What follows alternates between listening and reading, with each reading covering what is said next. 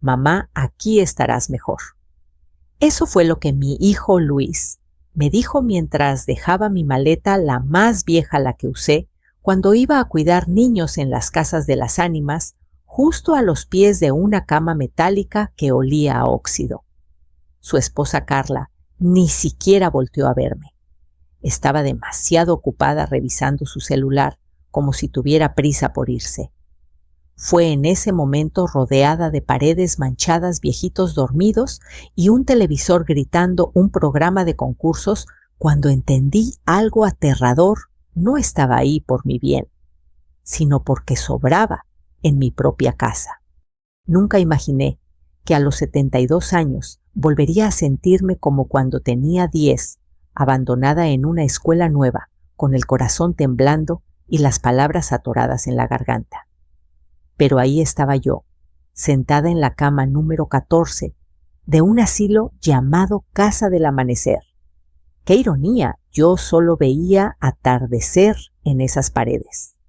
Luis se aclaró la garganta, como si estuviera practicando un discurso importante. «Mamá, mira, aquí te van a cuidar bien», dijo exageradamente amable, como cuando uno intenta convencer a un niño de que la inyección no duele nada.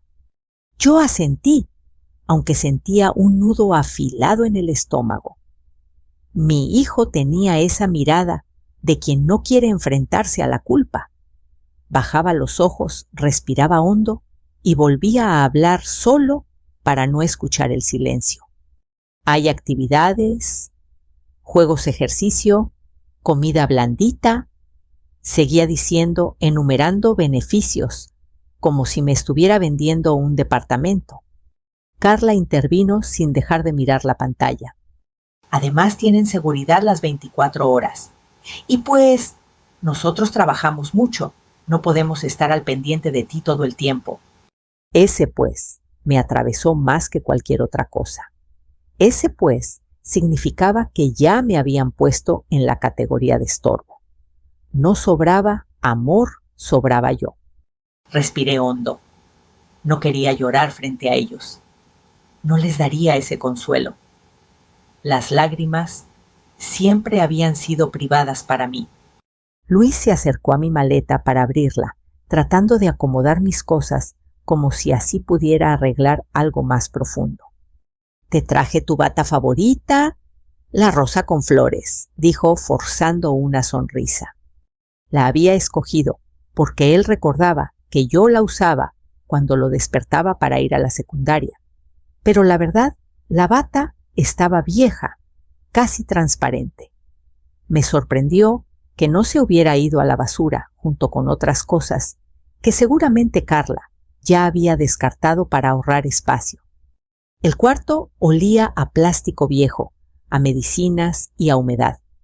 La cama de al lado estaba vacía, aunque claramente había sido usada hace poco. La almohada aún tenía forma de cabeza. El pasillo a lo lejos estaba lleno de voces arrastradas. Una viejita que llamaba a alguien llamado Toñito, un señor que se reía, solo 2 enfermeras que murmuraban chismes. El mundo que se abre en los asilos es otro universo, uno donde el tiempo ya no corre, se estanca.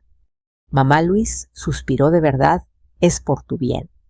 Yo quería preguntarle, ¿qué parte de mi bien incluye dejarme aquí sin siquiera preguntarme qué quiero? Pero me mordí la lengua. Las madres de mi generación no hacíamos preguntas incómodas.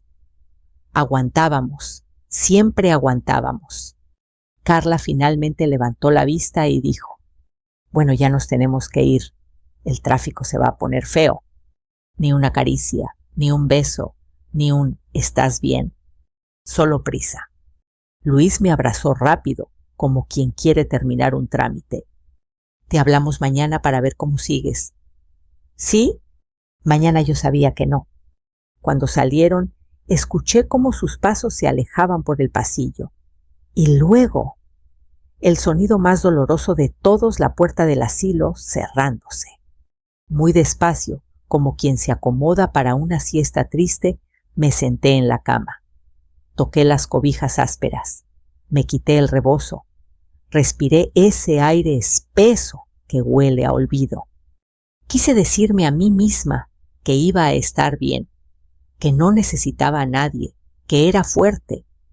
Pero la verdad es que sentí que un pedazo de mi alma se quedaba colgando del retrovisor del carro de mi hijo cuando se fueron. Me repetí en la mente. Guardé mi dolor y seguí adelante. No lloré delante de ellos, no les di ese lujo. Pero ya a solas, sentí como el silencio me abrazó por la espalda. De pronto la puerta se abrió. Una enfermera con cara de pocos amigos asomó la cabeza. Señora Elena, ¿ya se va a acomodar? A las 6 damos la cena arroz con leche y pan. No se vaya a tardar. Asentí con una educación que no me nacía del corazón, sino de los hábitos.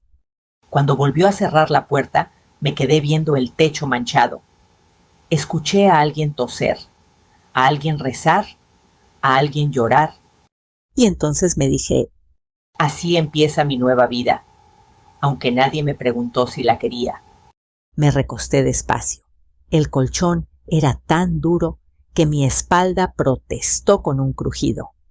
Miré mi maleta cerrada, casi intacta. Dentro no había mucho.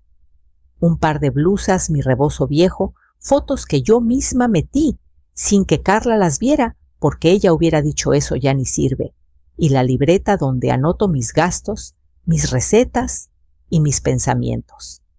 Esa libreta sería más importante de lo que yo imaginaba. Antes de quedarme dormida, pensé en algo que me erizó la piel. Un día, 2 años después, tocarían a mi puerta y descubrirían que ya no los necesitaba. Pero para llegar a ese día, tendría que pasar por un infierno silencioso. Y aquí es donde comienza realmente mi historia. Cuando cerré los ojos aquella primera noche en el asilo, no pude dormir. El colchón era duro, la almohada olía a humedad, y el sonido constante de un ventilador viejo hacía que mis pensamientos rebotaran sin descanso. Intenté concentrarme en mi respiración, pero cada vez que exhalaba una pregunta, me golpeaba. ¿En qué momento pasé de ser el centro de su vida a convertirme en un estorbo? El silencio del asilo, ese silencio pesado lleno de lamentos apagados, me arrastró hacia atrás, hacia épocas donde mis manos no temblaban, donde mis pasos eran firmes y donde Luis, mi hijo, apenas sabía atarse las agujetas. Mi vida antes de convertirme en una carga. Yo crecí en un barrio sencillo de Puebla, donde las casas estaban tan pegadas unas a otras que podías escuchar las peleas, las risas y las cumbias del vecino sin quererlo. Mi mamá hacía tortillas y café de olla todas las mañanas, y el olor a canela y piloncillo siempre fue, para mí, sinónimo de hogar. Cuando conocí a Juan, mi futuro esposo, pensé que la suerte, por fin, se me había volteado. Era trabajador simpático, y al principio me miraba como si yo fuera un milagro. La vida, con el paso de los años, me enseñaría que no hay milagro que dure para siempre. Tuvimos a Luis cuando yo tenía 22 años. Fue el día más luminoso de mi vida. Era un bebé tranquilo, de ojos enormes, que se acomodaba en mi pecho como si ese fuera su único hogar. Los primeros años fueron bonitos, pero poco a poco Juan empezó a cambiar. Las cervezas, llegaron luego las noches sin volver, después la indiferencia. Yo intenté salvarlo, intenté rescatar la familia que soñé, pero un día simplemente se fue. Lo recuerdo perfectamente. Un lunes, mientras yo preparaba el desayuno, él se acercó con una bolsa de ropa y me dijo: «Elena, necesito mi espacio, me voy con alguien más». Sentí que el piso se me abría. Volteé a ver a Luis, apenas tenía 7 años, y sentí que el mundo se me deshacía entre las manos. Pero no lloré delante de Juan.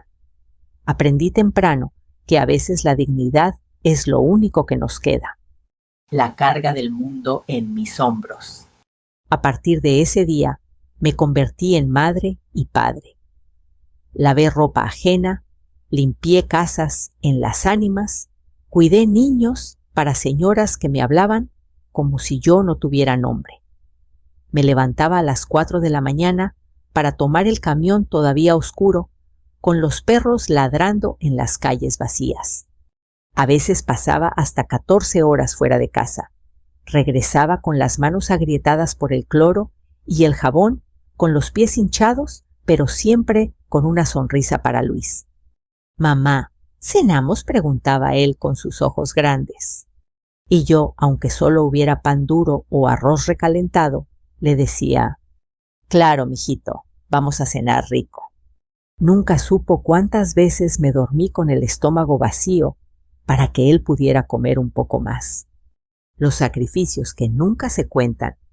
Cuando Luis entró a la secundaria, pidió un uniforme nuevo porque todos los niños lo traen bien bonito.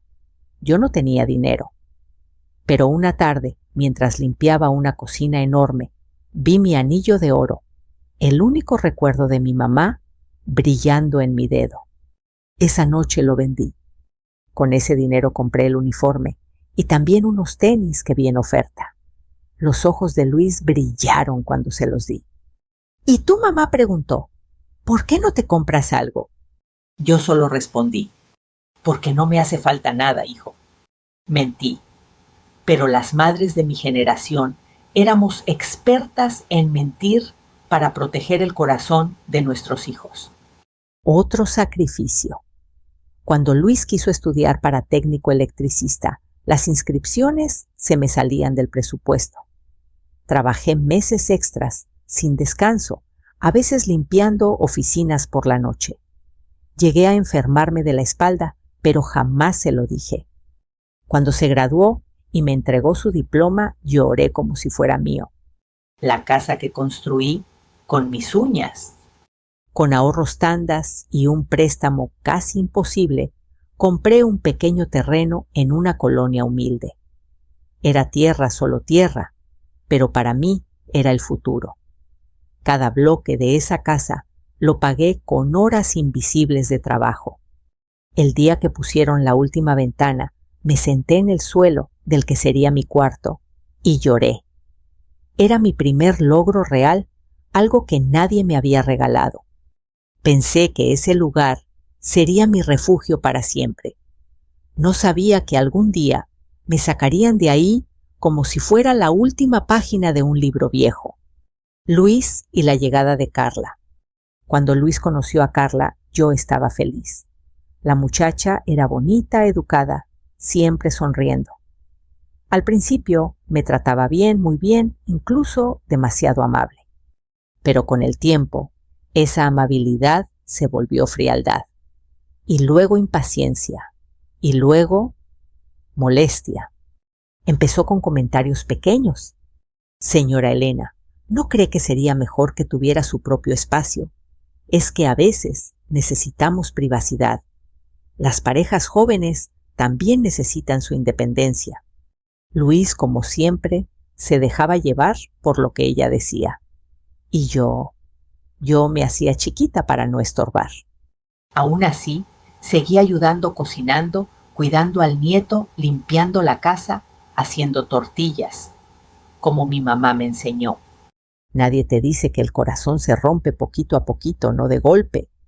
El incidente que lo cambió todo.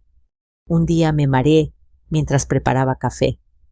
Estaba sola, me agaché demasiado rápido para agarrar una olla del gabinete y el mundo me dio vueltas. Me recargué en la estufa, respiré hondo y seguí. Luis llegó minutos después y vio que el café se había derramado. Mamá gritó: «¿Qué hiciste? ¿Quieres quemarte?». Carla aprovechó la escena. «Luis, esto ya no es seguro. Necesita cuidado. Y si un día deja el gas abierto, y si un día se cae y no hay nadie». Ni siquiera me dejaron explicar, ni siquiera preguntaron cómo me sentía. Ese mismo fin de semana visitaron el asilo y 2 semanas después ya estaba yo aquí sentada en esta cama metálica. Y ahora entiendo. Mientras recordaba todo eso, acostada en esa habitación ajena, me di cuenta de algo que me dolió más que cualquier otro recuerdo. Mi hijo no se acordaba de mis sacrificios. Mi nuera nunca los conoció y yo nunca los presumí. Los di por amor. Pero en ese momento sola entendí que los sacrificios que no se cuentan, los sacrificios silenciosos, también se olvidan. Me limpié una lágrima, respiré hondo y prometí algo que aún no sabía cómo cumplir. Un día ellos sabrían quién soy realmente. Un día sabrían que no me quebraron. Los primeros días en el asilo se me hicieron eternos. No sabía si era porque cada minuto pesaba como piedra o porque por primera vez en mi vida no tenía nada que hacer. Después de tantos años, limpiando casas, cuidando niños, cocinando, corriendo de un lado a otro, estar sentada sin propósito era como morirme de a poquito. Había algo más, la sensación incómoda, casi punzante, de que algo en mi vida se estaba decidiendo sin mí. Y no tardaría mucho en descubrir que yo tenía razón. La justificación perfecta. Un martes por la mañana, cuando todavía estaba aprendiendo a distinguir los horarios del asilo, escuché a las enfermeras platicando cerca de la puerta de mi cuarto, creyendo que yo estaba dormida. ¿Viste a la señora nueva?, murmuró una. Sí, la que trajeron ayer o antier. Dicen que sus hijos ya estaban desesperados, que la señora es olvidadiza, que deja el gas abierto, que se tropieza en todos lados. ¡Ay, pobre! Pero bueno, aquí estará mejor. Mejor aquí la dejan y ya, ni vienen a verla. Las palabras me cayeron como cubetazo de agua helada. Desesperados, olvidadiza, tropieza en todos lados. Era claro, Luis y Carla habían construido un argumento perfecto para justificarse. Quizá esa era la parte que más dolía. No solo me habían traído, también me habían inventado un papel, un rol de vieja incapaz que yo jamás les pedí. Cuando la enfermera entró y me vio despierta, fingió sorpresa. «¿Ya se despertó, señora Elena? Nunca estuve dormida», le respondí suavemente. Ella parpadeó incómoda. «Ay, disculpe, es que nosotras hablamos mucho». Yo asentí sin mirarla más. No tenía fuerzas para confrontar a nadie. Todavía no. La visita que confirmó mis sospechas. A los 3 días, Luis por fin se dignó a llamar. No vino solo, llamó. «Mamá, ¿cómo estás? Bien, hijo. ¿Y tú?» «Pues, trabajando mucho, ya sabes. Oye, Carla y yo vamos a pasar este sábado para llevarte unas cosas». Ese sábado llegó. Yo esperé desde las 7 de la mañana. Me puse mi blusa más bonita, la que tenía flores bordadas. Me peiné con cuidado. Me puse perfume de vainilla muy poquito para que no mareara. Las horas pasaron. Desayuno, comida, tarde. Luis y Carla llegaron hasta casi las 5. Los vi entrar al pasillo sin prisa, tomados de la mano como si vinieran de paseo. «Hola, mamá», dijo Luis, con esa voz que usa cuando quiere sonar cariñoso. Carla ni me abrazó. «Traemos unas cajitas», dijo ella. «Estuvimos acomodando tus cosas en la casa y pues, esto es lo que quedó». Mi corazón se apachurró. Lo que quedó. Abrieron las cajas frente a mí. Dentro había 3 blusas viejas, 2 rebozos desteñidos, un tupper con tapas que no eran suyas, unas fotos arrugadas y mis 2 veladoras de la Virgen sin vela. Todo lo demás, según Carla, ya no servía. Carla le dije con toda la calma que logré reunir. ¿Y mi libreta de recetas? Esa la tiré. Estaba toda amarilla. Sentí que algo dentro de mí se rompía silenciosamente. Esa libreta era mi infancia, mi mamá, mis navidades, mis tamales, mis manos aprendiendo a amasar. Pero para ella era basura amarilla. Estuve a nada de llorar, pero me contuve. Luis, incómodo, cambió de tema. Mamá, es que estamos reorganizando la casa. Estamos viendo cómo ampliar el patio. Ya sabes, para tener más espacio. Yo sabía muy bien qué significaba tener más espacio. Mi cuarto ya no era mi cuarto. Era un nuevo proyecto de remodelación. No lo dije en voz alta, no tenía caso. Ellos se fueron después de 15 minutos. 15, ni uno más. Cuando se fueron, Marisol, una cuidadora joven, la única con sonrisa sincera, se acercó a mí. Está bien, doña Elena, sí, hija. Estoy bien, mentí. Pero ella no se tragó la mentira. ¿Quiere que la acompañe afuera un ratito? No, gracias. ¿Está segura? Sí, necesito pensar. Y pensar fue lo que hice. La conversación que cambió todo. Al día siguiente, Marisol volvió a buscarme. Traía un termo de café de olla que ella misma había preparado. Le traje un poquito. Es del bueno, me dijo con una sonrisa suave. Tomé un sorbo. Sabía ahogar. ¿Puedo hacerle una pregunta?, dijo ella. Claro, hija. ¿Sus hijos la visitan mucho? La mirada se me fue al piso. Lo suficiente, respondí, como quien dice, basta, no preguntes más. Pero Marisol insistió con gentileza. Doña Elena, usted no está enferma, usted está lúcida, usted camina bien, usted cocina mejor que todas nosotras juntas. ¿Por qué la trajeron? Sentí que mis labios temblaban. Me tomé unos segundos para responder. Porque estorbo. ¿A quién? A mi hijo, a su esposa, a su vida. ¿Y usted qué quiere? No sé. Nunca me preguntaron. Marisol suspiró. Doña Elena, ¿sabe qué he visto aquí? Que las personas que llegan por voluntad propia sobreviven, y las que llegan porque las depositan se apagan. Miré mis manos, las arrugas, las manchas, las cicatrices del cloro y del trabajo. ¿Usted quiere apagarse?, preguntó ella. Negué con la cabeza. Entonces no deje que decidan por usted.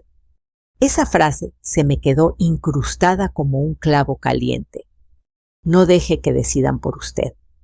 Esa noche me acosté tarde, casi a medianoche, escuchando los ronquidos suaves de mi compañera de cuarto y el sonido distante de una radio mal sintonizada.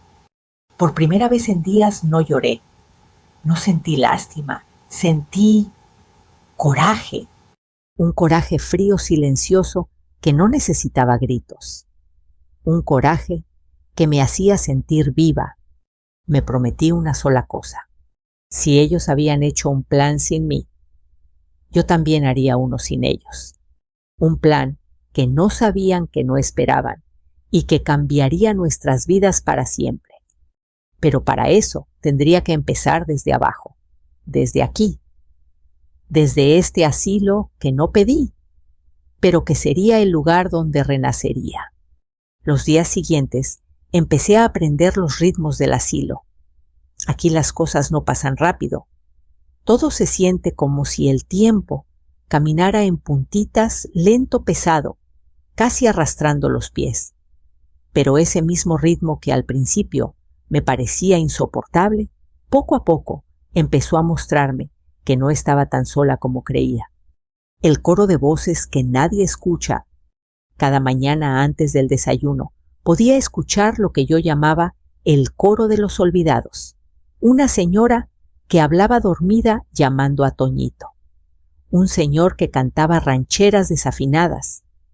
Otro que repetía oraciones completas como si necesitara convencer a Dios de que no lo dejara abandonado. Al principio me dolía escucharlos, pero después me di cuenta de algo. Yo también era parte de ese coro. Solo que aún no sabía cuál era mi canción. Doña Lupita, la compañera silenciosa. Mi compañera de cuarto. Doña Lupita, al principio, no hablaba casi nada. se sentaba en su cama y veía el muro como si allí estuviera un recuerdo que solo ella podía descifrar. Una tarde me animé a preguntarle: ¿se encuentra bien, doña Lupita? Ella parpadeó lento y dijo: Mi hijo prometió venir hoy, como hace 3 semanas y 3 meses y 3 años. Sentí un nudo en el pecho. No supe qué decirle, así que solo me senté a su lado. A veces acompañar vale más que cualquier palabra. El taller de Marisol. Una tarde, Marisol, la cuidadora, que tenía pura luz en los ojos, llegó con una caja llena de estambres, agujas y unas tijeras viejas. Hoy toca taller de manualidades. ¿Listos?, dijo con entusiasmo. Nadie respondió. Los viejitos estaban acostumbrados a actividades aburridas, colorear dibujos de niños o ver novelas que no les interesaban. Pero Marisol no se rindió. Sacó un mantelito bordado y lo extendió en la mesa. Esto lo hizo mi abuela, explicó. Ustedes no saben bordar. Ahí fue donde doña Lupita, esa mujer silenciosa, levantó la mano con dignidad. Yo sí. Yo también la levanté. ¿Y yo? Pronto se fueron uniendo otros. Don Chema dijo que sabía lijar madera. Doña Rosa sabía hacer puntadas finas. Y doña Pilar presumió que sabía tejer servilletas desde niña. Marisol sonrió triunfante. Perfecto. Entonces no venimos a colorear, venimos a crear. Ese día bordamos flores torcidas, hojas chuecas y figuras medio raras. Pero aún así hubo algo mágico. Por primera vez desde que llegué, escuché risas. Lentas, bajitas, oxidadas, pero risas al fin. El primer mantel vendido. Una semana después, Marisol llegó emocionada. Vengan, vengan, aplaudió. Les tengo noticias. Sacó un mantelito que habíamos bordado entre 4. Lo llevé al tianguis de la parroquia y lo vendimos. Nos quedamos en silencio. ¿Vendimos?, pregunté incrédula. Sí, doña Elena. Una señora lo compró por 80 pesos. Quizá para el mundo eran apenas 80 pesos, pero para nosotros era la primera prueba de que todavía podíamos dar algo al mundo. Marisol sacó una bolsa de pan dulce. Con lo que ganamos les traje conchas, buenas de panadería, no las del desayuno de aquí. ¡Ay, Dios mío! El olor del pan dulce recién comprado llenó el comedor. Vi a don Chema cerrar los ojos mientras mordía una concha de chocolate como si regresara a un día olvidado de hace 30 años. Ese fue el momento exacto en el que nació la idea. Si podíamos hacer un mantel, podíamos hacer docenas. Las invisibles. Una tarde, mientras estábamos bordando, doña Pilar dijo: nosotras deberíamos tener un nombre, ¿no? Un nombre, pregunté. ¿Para qué? Para sentirnos grupo, respondió ella. Para que sepan que existimos. Don Chema, siempre con su humor seco, soltó: pues pónganse las olvidadas. Nos reímos, pero doña Rosa sacudió la cabeza. No, no somos olvidadas, estamos vivas, solo que nadie nos ve. Y ahí, como si todas hubiéramos tenido la misma revelación, dijimos casi al mismo tiempo: Las invisibles. Un nombre triste, pero también poderoso. Porque aceptar la invisibilidad nos dio ganas de luchar para dejar de serlo. Lo que mis manos recordaban, con cada puntada que hacía, mis recuerdos también se bordaban. Recordaba a mi mamá enseñándome a coser con un hilo rojo grueso. Recordaba bordar el nombre de Luis en sus servilletas de la primaria. Recordaba las noches en las que, cansada, aún encontraba fuerzas para hacerle un traje de teatro escolar porque no quería que se sintiera menos. Mis manos, aunque viejas, todavía sabían amar. La transformación silenciosa. Las semanas pasaron y nuestros trabajos comenzaron a mejorar. Ya no bordábamos por bordar, hacíamos flores completas, paisajes vírgenes, corazones, nombres personalizados. Marisol llevaba todo al tianguis los domingos. Siempre regresaba con una sonrisa. Vendimos 4, vendimos 6. Hoy nos encargaron 12 servilletas. Cada venta era una victoria. Y cada victoria era un recordatorio: no estábamos muertas. No estábamos acabadas. No estábamos solas. La noche en que dejé de sentirme estorbo, una de esas noches antes de dormir, doña Lupita me preguntó: «Doña Elena, ¿usted cree que todavía valemos algo?». La miré con ternura. Su voz temblaba, como si la respuesta pudiera romperla en 1000 pedazos. Me acerqué a su cama y tomé su mano. «Lupita, si nosotras no valemos, entonces nadie vale. Valemos lo que sabemos. Valemos lo que hacemos. Valemos la vida que hemos vivido. Y valemos porque todavía estamos aquí». Ella lloró. Creo que yo también. Porque en ese momento entendí algo que me cambiaría para siempre. Yo había llegado al asilo creyendo que me habían tirado a la basura, pero aquí me estaban devolviendo a mí misma. La frase que prendió la chispa. Días después, mientras tomábamos café sin azúcar, Marisol me miró fijamente. «Doña Elena, lo que usted está haciendo aquí podría crecer mucho más. No se conforme con sobrevivir. Usted puede renacer». Esas palabras me hicieron un hueco en el pecho. ¿Renacer? ¿A mis años? No sabía cómo, no sabía cuándo, pero sabía una cosa: no iba a dejar que la vida se me escapara sin volver a levantar la cara. Y menos ahora, que no estaba sola. No, ahora tenía un ejército silencioso, un ejército de invisibles. Nunca imaginé que algo tan sencillo como una aguja, un hilo y un pedazo de tela pudiera cambiarme la vida. Pero así fue. En ese asilo, donde me dejaron por mi bien, donde las paredes cargaban más tristeza que pintura, donde los días parecían fotocopias uno del otro. Ahí justamente, ahí comenzó mi renacer. Todo empezó con un mantelito de 80 pesos. 80 pesos que sabían a libertad. Cuando el trabajo vuelve a darte un nombre. Antes de que me trajeran al asilo, yo era la mamá de Luis, la suegra de Carla, la abuela que cocina rico. Pero nadie me llamaba por mi nombre. Nadie decía Elena. Aquí, entre agujas estambres y risas viejas, volví a escuchar mi nombre, no desde un grito impaciente, sino desde un reconocimiento cálido. «Elena, estas flores te quedaron preciosas. Doña Elena», me enseña esa puntada. «Elena, usted tiene manos de artista». ¡Ay! ¿Cómo necesitaba que alguien me dijera algo así? Las palabras correctas pueden despertar partes de ti que creías muertas. El dinero que comenzó a llegar no era mucho. 20 pesos, aquí 50 allá, a veces 100 por un juego de servilletas. Pero esos billetes arrugados, guardados en una cajita de galletas que Marisol había lavado especialmente para nosotras, eran prueba de algo poderoso. Seguíamos siendo útiles, seguíamos siendo valiosas, seguíamos vivas. Cada domingo Marisol iba al tianguis con una mochila llena de nuestras creaciones. Cada domingo regresaba con menos servilletas y más historias. Una señora pidió 12 con flores de bugambilia. Una muchacha joven quiere manteles con iniciales.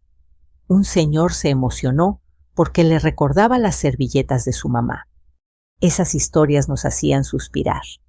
Había gente allá afuera que todavía apreciaba lo que nuestras manos sabían hacer. El dinero se convierte en dignidad. Con los primeros ingresos, quisimos darnos un gusto pequeño. Doña Rosa propuso: ¿y si compramos pan del bueno, del que venden en la panadería de la esquina, no el que traen aquí? Todas votamos que sí. El día que llegó, Marisol, con una bolsa llena de conchas polvorones y puerquitos de piloncillo, fue como una fiesta.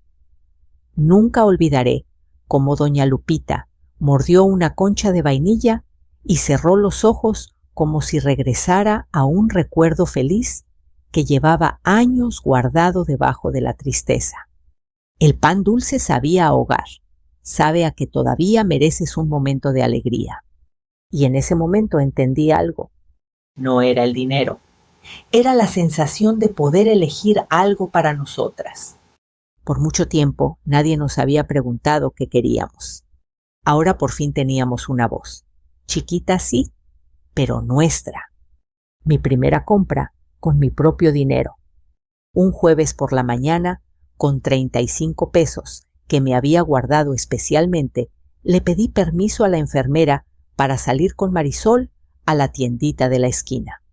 ¿Sí puede caminar tanto, doña Elena?, preguntó con tono paternalista.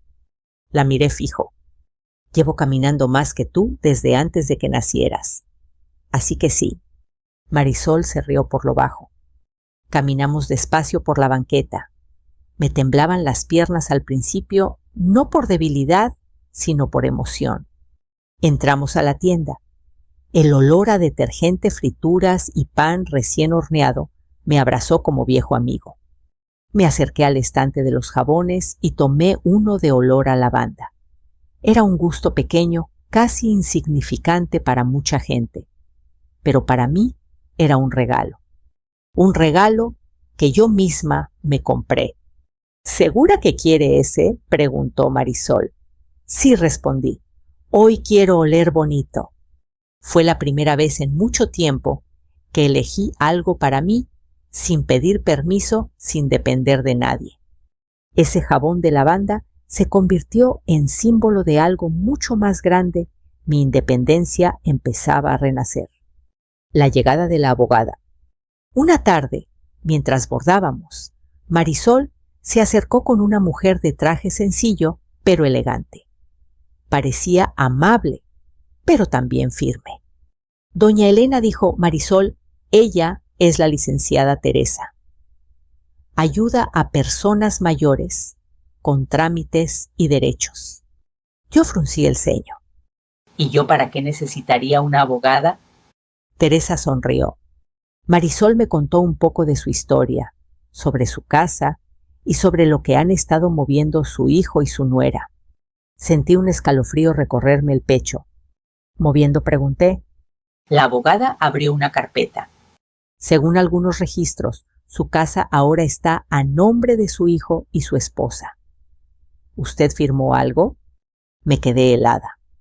Recordé vagamente un día en que Luis me dijo: mamá firme aquí para un trámite del agua. Mamá necesita poner su nombre.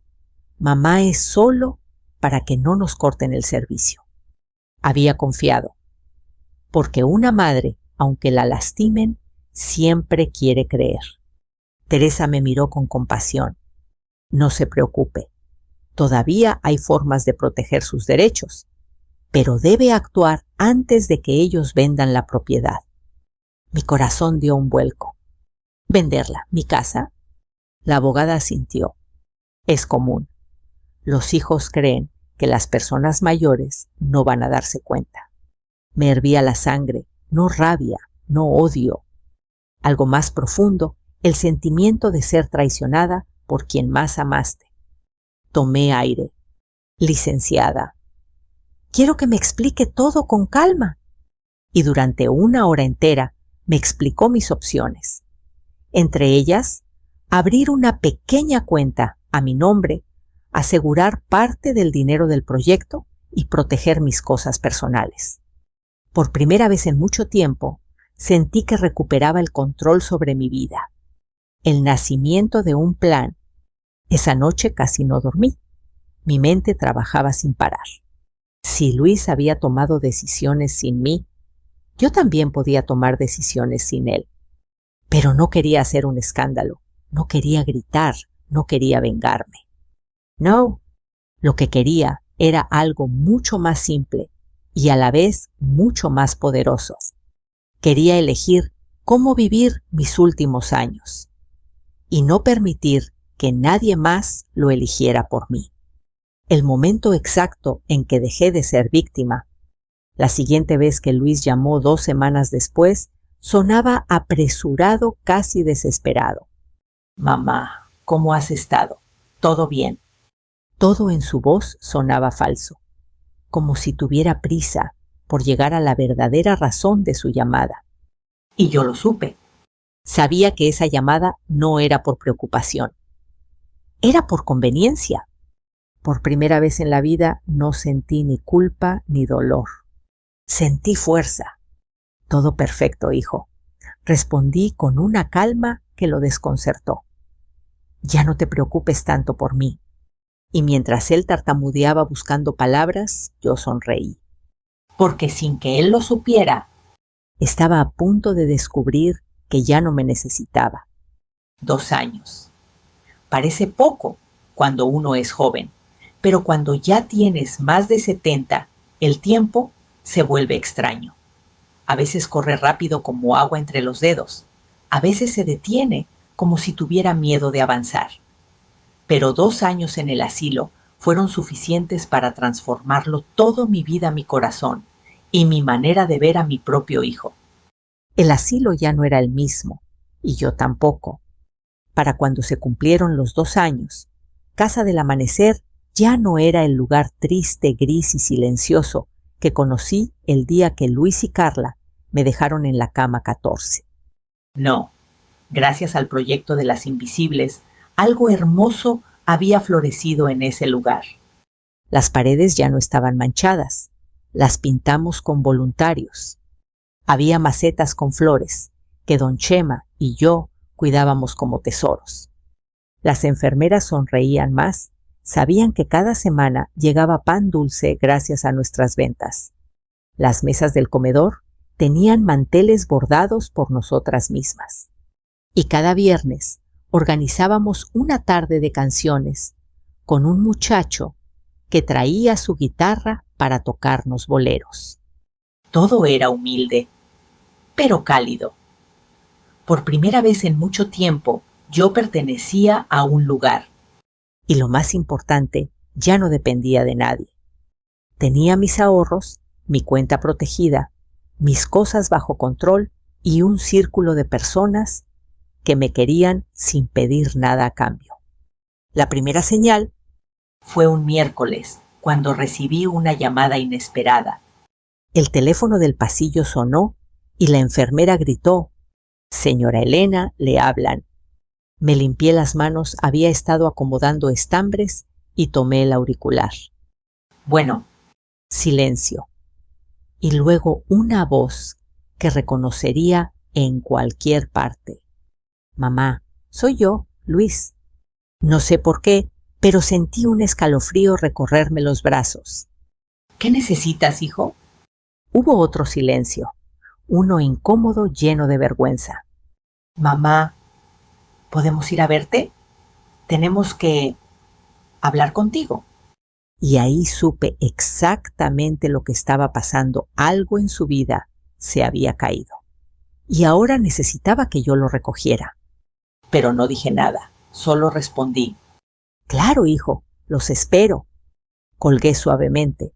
Mi corazón estaba tranquilo, sereno, sin prisa. Sabía que ese día llegaría, el día en que ellos tocarían mi puerta no por amor, sino por necesidad. La llegada, Luis y Carla llegaron en un coche más viejo que el que tenían antes. La pintura estaba rayada y una de las defensas estaba suelta.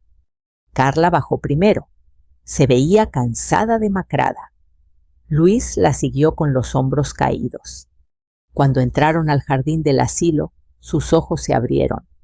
¿Qué hicieron con este lugar?», preguntó Carla, sorprendida. Había música suave sonando desde el comedor. Unas señoras tejían bajo la sombra del árbol grande. Unos cuantos viejitos jugaban dominó.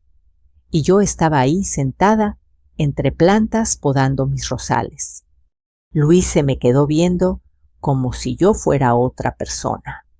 «Mamá, ¿te ves? Muy bien. Sonreí. Estoy bien, hijo, muy bien. Carla miró alrededor y susurró. Esto parece otro asilo. Nada que ver con cómo estaba antes. Las invisibles lo cambiamos, respondí con orgullo. Luis frunció el ceño. Un grupo que formamos, vendemos bordados y artesanías, tenemos clientes, ahorramos dinero y ayudamos al asilo. Carla abrió la boca, pero no salió nada. Me pidieron que habláramos en privado, así que los guié hasta la salita donde antes solo había sillones rotos. Ahora tenía cortinas nuevas, mesas pintadas y hasta unas flores frescas. La verdad que venían a esconder. Luis empezó a hablar rápido. Mamá, nosotros hemos tenido unos meses difíciles. El trabajo bajó, la remodelación de la casa salió más cara, el crédito del coche se nos vino encima. Carla añadió con voz temblorosa, y la escuela del niño está atrasada. Nos llegaron intereses y, bueno, estamos ahogados. Respiré hondo. Entiendo, hijos. La vida es dura. Luis tragó saliva. Mamá, puedes ayudarnos, solo un préstamo, algo temporal. Prometemos pagarte. Ahí estaba, la verdadera razón. Carla puso sus manos juntas como si rezara. Tú recibes tu pensión y pues, aquí no gastas mucho. Mi corazón no sintió enojo, no sintió rencor, sintió claridad. Hijos, dije con voz firme. Lo digo con cariño, pero no puedo ayudarlos. Luis abrió los ojos sorprendido. ¿Qué, cómo que no puedes? Porque ese dinero es mío, respondí. Para mi vida, para mis medicinas, para mis proyectos y para apoyar a mis compañeras. No para solucionar problemas que ustedes mismos provocaron. Carla soltó un suspiro de incredulidad. Mamá, estás diciendo que no nos quieres ayudar. A nosotros. Les ayudé toda mi vida, dije suavemente. Cuando tenía fuerzas, dinero, salud y juventud. Les di todo. Y ustedes decidieron dejarme aquí. Ahora, estoy construyendo lo mío. Y ustedes tienen que aprender a construir lo suyo. Luis se llevó las manos a la cabeza. Pero somos tu familia. La familia no se abandona, respondí sin levantar la voz. Y ustedes lo hicieron primero. Silencio, pesado, doloroso, pero sincero. La gota que derramó el vaso. Carla, con tono casi molesto, dijo: No entiendo. ¿Qué te hicieron aquí? Estás distinta. La miré fijamente. Aquí me devolvieron algo que había perdido contigo, Carla. ¿Qué cosa? Mi dignidad. Ella bajó la mirada.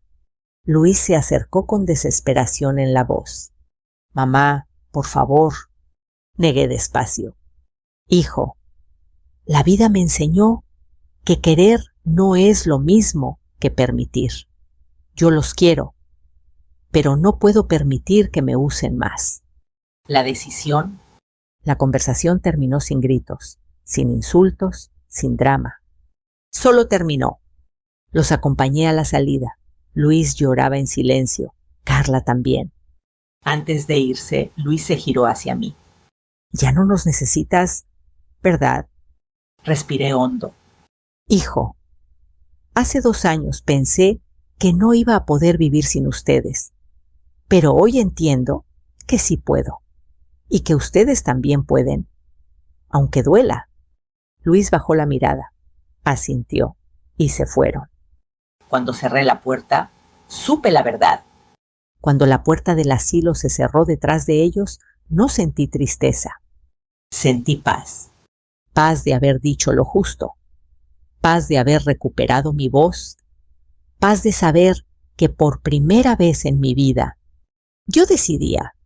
Esa noche, mirando mi jardín, repetí algo que cambiaría mi destino. Ya no los necesito, porque finalmente me tengo a mí misma.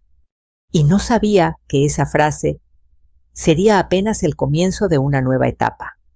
una etapa donde la vida todavía tenía sorpresas para mí y para ellos.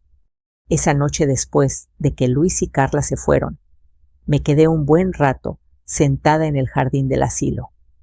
El aire olía a tierra húmeda y jazmín, y la luna parecía más grande que otras veces, como si quisiera alumbrar el camino que estaba por tomar.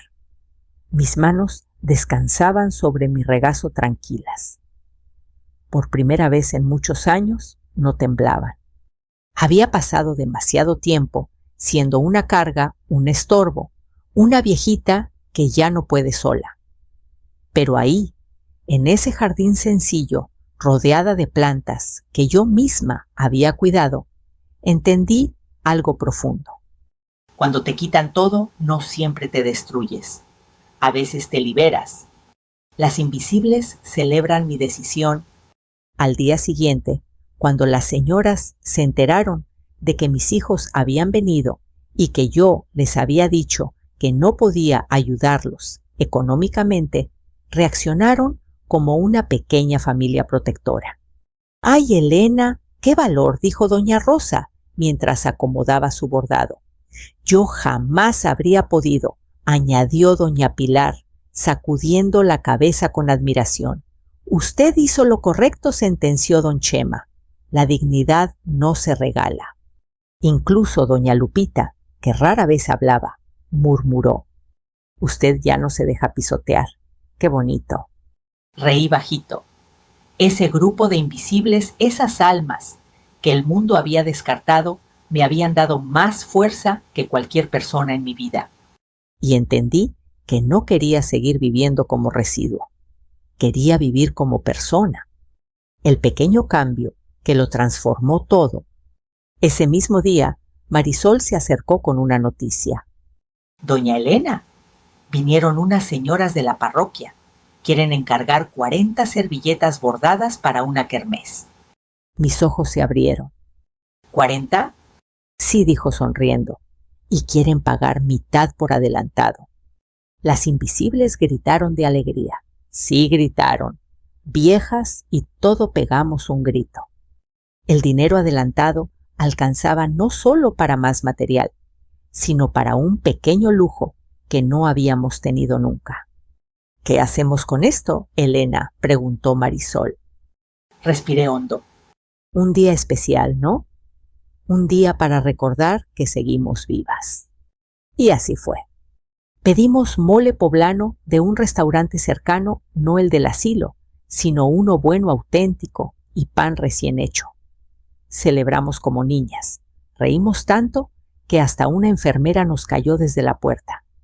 Esa comida se sentía como una victoria personal, una celebración por todas las veces que me quedé callada, por todas las veces que me anulé, por todas las veces que el mundo pensó que ya estaba acabada. La carta que nunca esperé recibir. 2 semanas después, mientras bordaba un mantel con flores de cempasúchil, Marisol llegó corriendo. Doña Elena, llegó esto para usted. Era un sobre amarillo, mi nombre escrito con letra que reconocí al instante la letra de Luis. Me temblaron los dedos, pero no de miedo, de cierre, de ciclo. Respiré y lo abrí. Dentro había una carta sencilla, escrita con torpeza llena de tachaduras. Luis siempre fue malo para escribir. Mamá, he pensado mucho en lo que nos dijiste. Tienes razón. Siempre hemos confiado en que tú estarías ahí para nosotros, aunque no lo mereciéramos. Creo que tomé decisiones sin pensar en ti, sin valorar lo que hiciste. Carla y yo estamos avergonzados. No queremos tu dinero. Queremos que estés bien. Si algún día quieres volver a casa, la puerta está abierta. Y si no, solo quiero que sepas que te quiero. Me equivoqué. Lo siento. Leí la carta varias veces. Sentí lágrimas, pero no de tristeza. Eran lágrimas de alivio. Porque no todas las heridas necesitan venganza. A veces solo necesitan silencio, distancia y tiempo. Pero aún así, No sentí necesidad de volver a esa casa.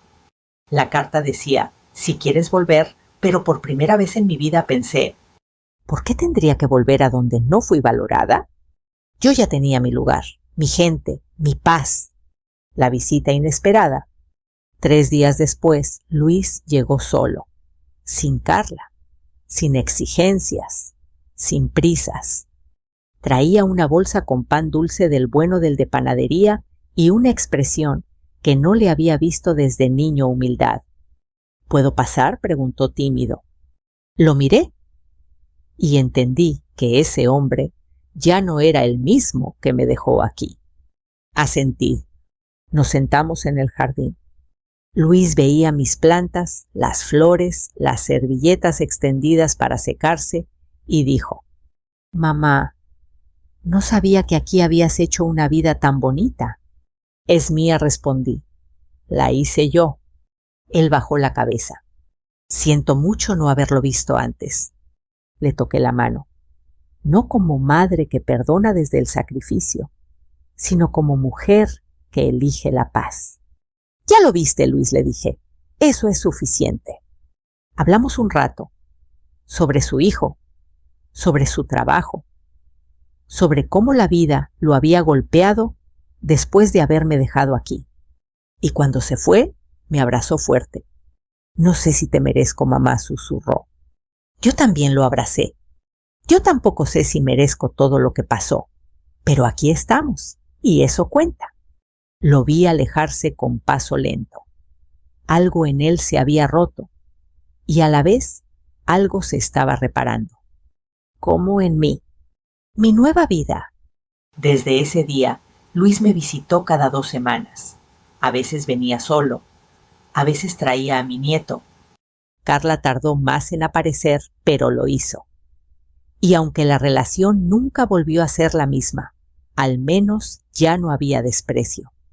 Mientras tanto, las invisibles siguieron creciendo. Vendimos manteles para fiestas, servilletas personalizadas, bordados religiosos. Incluso abrimos una pequeña página en Internet con ayuda de unos voluntarios jóvenes. El asilo usó parte de las ganancias para arreglar baños, comprar colchones nuevos y traer clases de música cada martes. Lo que antes era un depósito de viejitos olvidados, ahora era un pequeño hogar lleno de vida. Y yo me sorprendí dándome cuenta de que estaba feliz. Feliz. A mi edad, en un lugar al que llegué pensando que sería mi final.